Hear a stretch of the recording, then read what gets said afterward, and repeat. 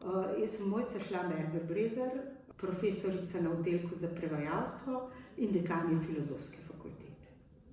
Raziskovalka sem postala zato, ker sem radovedna. Tako je bilo že v osnovni šoli, potem pa tudi v srednji šoli. Hodila sem na srednjo družboslovno šolo Vide Janežič Poljane, ker smo bili usmerjeni. Tako na prvi kot na drugi osnovni stopnji sem imela veliko dobrih profesoric, ki so me spodbujale v radovednosti. Potem sem študij nadaljevala na Filozofski fakulteti, kjer so se te stvari še bolj odprle, na široko odprle, in kot mlada raziskovalka sem potem lahko še naprej raziskovala stvari, ki so me zanimale. Raziskujem jezik, govorjeni jezik, jezik v prevodih, medjezične stike. Skratka, jezik je osnovna povezava človeka s svetom in je vir nenehnih navdihov in možnosti za raziskovanje ter tudi prenašanje raziskav v prakso.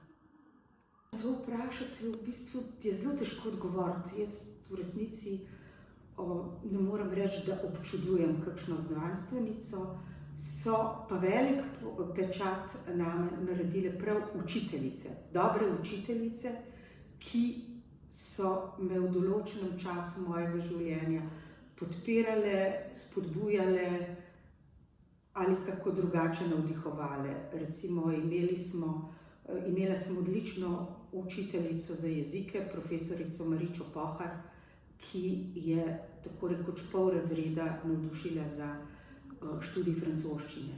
Spomnim se tudi odlične profesorice Marte Vozlič iz gimnazije, ki je tudi nas navdušila in navdihovala sprotno za branje, za širjenje znanja, za širjenje interesnih področij in predvsem za splošno kulturo.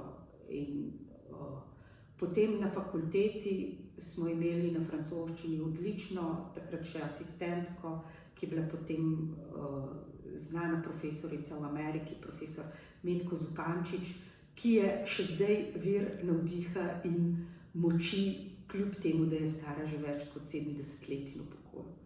Študentkam bi svetovala, da veliko berejo, da veliko tudi dvomijo v tisto, kar slišijo, in da si ustvarjajo svoje mnenje in svoje raziskovalne podatke, na podlagi katerih potem sprejemajo odločitve in na podlagi katerih se odločajo, kako naprej.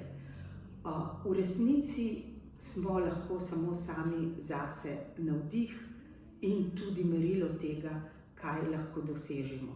Seveda je treba poslušati, veliko je treba brati, ampak predvsem je pa treba presojati, kritično presojati, kaj nam govori okolica, ker ni nujno, da je vse res, kar so v resnici tuje mnenja.